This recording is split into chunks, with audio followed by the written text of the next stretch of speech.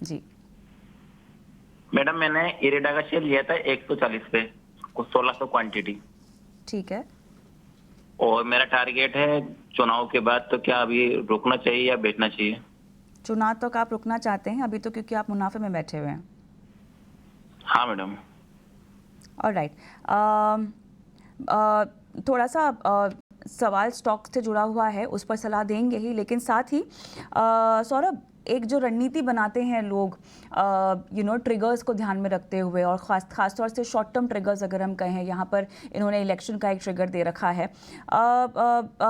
इस इवेंट को, major event को ध्यान में रखते हुए इरेडा के अलावा अगर और भी कोई पिक है तो सबसे पहले आप वो बता दीजिए, और इतने शॉर्ट टर्म के लिए रणनीति बनाने के क्या डूज एंड डोंट्स होते हैं, क्योंकि हम शेयर बाजार सबका अधिकार एक शो कर रहे हैं जहाँ पे न सिर्फ हम स्टॉक से जुड़े सवाल लेते हैं, बल्कि लोगों की इक्विटी में भागीदारी बढ़ाने की भी हमारी कोशिश होती है। तो ये सब जो समझाइश है वो बहुत ज़रूरी होती है उस लिहाज से भी।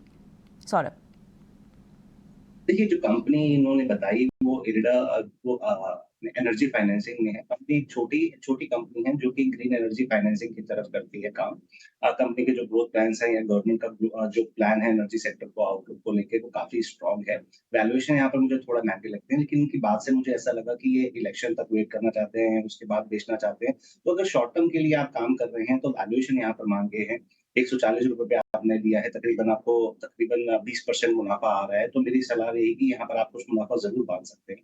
जहाँ तक कि इलेक्शन की बात है, मैं समझता हूँ लास्ट ईयर सेठ इलेक्शन के बाद बाज़ार ने कहीं न कहीं ये डिस्काउंट कर दिया है कि मोदी गवर्नमेंट तीसरी टर्म में दोबारा यहाँ पर बिल्कुल विजय होके आएगी सेंटर में, और जो उनकी ग्रोथ पॉलिसीज़ है वो वैसी की वैसे ही बनी रहेगी। इसीलिए अगर आप देखें कैपिटल गुड्स, इंफ्रास्ट्रक्चर और जितने भी डोमेस्टिक जहाँ पर पैसा जा रहा है, गवर्नमेंट का पैसा जा रहा है, यहाँ पर जहाँ पर कैपेक्स की उम्मीद है, वहाँ पर हम देख रहे हैं कि स्ट्रेंथ टू स्ट्रेंथ चली रही है। जो वहाँ पर जो स्टॉक्स हैं, उनकी परफॉर्मेंस काफ़ी अच्छी चल रही है।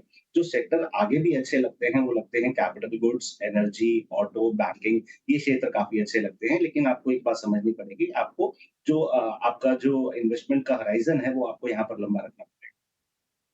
ठीक है, तो ये नज़रिया आपके शेयर और इसके साथ ही इलेक्शन को लेकर किस तरह की रणनीति होनी चाहिए, वो भी आपके सामने रखी गई। चलिए।